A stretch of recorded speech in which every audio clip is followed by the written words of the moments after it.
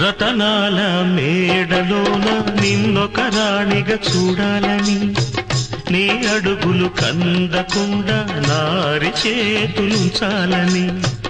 రతనాల మేడలోన నిన్నొక రాణిగా చూడాలని, నీ అడుగులు కందకుండా నారి చేతులుంచాలని. ఎంతగా అనుకున్నాను,